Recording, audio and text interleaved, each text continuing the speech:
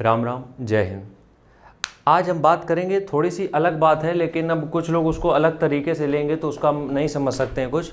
लेकिन अगर हम यहाँ पे बात करें कि जो सीजीएल की तैयारी है, अगर कोई कमज़ोर बच्चा है, कमज़ोर बच्चे का मतलब ये है कि वो थोड़ा चीज़ों को देर से समझ पाता है।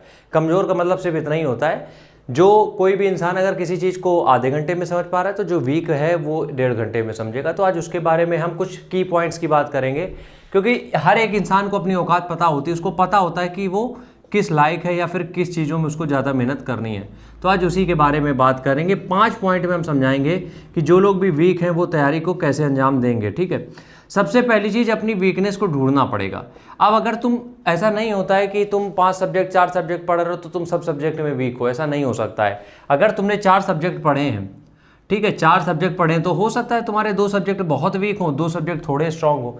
मेरे कहने का मतलब यहाँ पे ये है कि देखो, वीक तो तुम सब सब्जेक्ट में हो, लेकिन तुम्हारे अकॉर्डिंग एक लेवल होता है ना, कि तुम 4 सब्जेक्ट में, तुम 2 में तुम्हें लगता है कि तुम अच्छे हो, 2 में तुम्हें लगता है तुम डाउन हो। तो पहले उस पर काम करो जिस पे तुम्हें लगता है कि तुम डाउन हो, क्योंकि एक बार एक मेन सरफेस पे आना पड़ेगा। ठीक है, तो सबसे पहला काम, जो तुम्हें तुम्हारी वीकनेस लग रहा है उस पर काम करो। हो सकता है तुम्हारी वीकनेस मैथ हो, तो मैथ को जड़ से खत्म करने की कोशिश करो, बेसिक से पढ़ने की पहले कोशिश करो। तो पहला काम क्या करना है, वीकनेस को हिट करना है अपनी। ये नहीं है एग्जाम में कौन सा वीक सब्जेक्ट आ रहा है, ना ना ना, जो तुम्हें समझने में दिक्कत हो रही पहले उस पर काउंटर करो। दूसरी चीज क्या करनी है, देखो, अगर तुम आज कोई भी कोचिंग ज्वाइन करते हो या फिर ऑनलाइन प्लेटफॉर्म भी ज्वाइन करते हो, कोचिंग हो या ऑनलाइन प्लेटफॉर्म हो, मतलब कि ऑनलाइन प्लेटफॉर्म का मतलब क्या हो गया यहाँ पे, ऑनलाइन प्लेटफॉर्म का मतलब हो गया या ऑनलाइन स्टडी प्लान जो देते हैं या फिर जो ऑनलाइन पढ़ाई कराते हैं। तुम कोचिंग करते हो या ऑनलाइन जुड़ते हो, कहीं पे भी तुम जुड़ोगे, एक चीज पाओगे कि तुम कहीं ना कहीं लैग करोगे चीज़ों को समझने में। क्यों?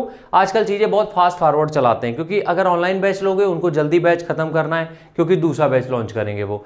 तो अगर तुम कोई भी ऑनलाइन प्लेटफॉर्म ज्वाइन करने वाले हो या फिर तुम कोई भी ऑनलाइन कोचिंग भी ऑफलाइन लेने वाले हो, मेक श्योर कि जब तुम उस कोचिंग में एंटर कर रहे हो तो उसके पहले कुछ काम कर लो। सबसे पहला है कैलकुलेशन सही कर लो। कैलकुलेशन का मतलब यह है कि तुम छोटे छोटे सवालों को हल करना चालू करो, जो भी तुम्हारी कैलकुलेशन होती है उसको खुद से सॉल्व करो, ये मत छोड़ दो कि इसका आंसर तो निकल ही जाएगा। दूसरी चीज, फॉर्मूलाज, स्क्वायर, ये सारी चीज़ें जो है उनको थोड़ा सा रटना चालू कर दो, रट लो, कोई दिक्कत नहीं है। 2 चीज़ें ये कर लो। और तीसरी चीज़ ये करो कि जब भी तुम कोई भी सब्जेक्ट पढ़ने जा रहे हो तो उसके बेसिक्स को पढ़ लो। समझो मेरी बात को, अगर तुम कोई भी कोचिंग या ऑनलाइन पढ़ाई लेते हो, दिक्कत यहाँ पे ये आती है कि तुम कैच नहीं कर पाते हो चीज़ों को, उनके हिसाब से चल नहीं पाते हो।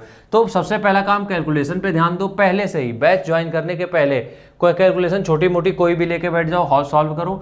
दूसरा काम, जितनी भी याद करने वाली चीज़ें हैं, फॉर्मूलाज, थ्योरम, स्क्वायर रूट, जो भी तुम्हें मिलता है वो सारा रट डालो या जैसे भी तैयार करना कर डालो। तीसरी चीज़ है बेसिक। बेसिक किससे तैयार करोगे?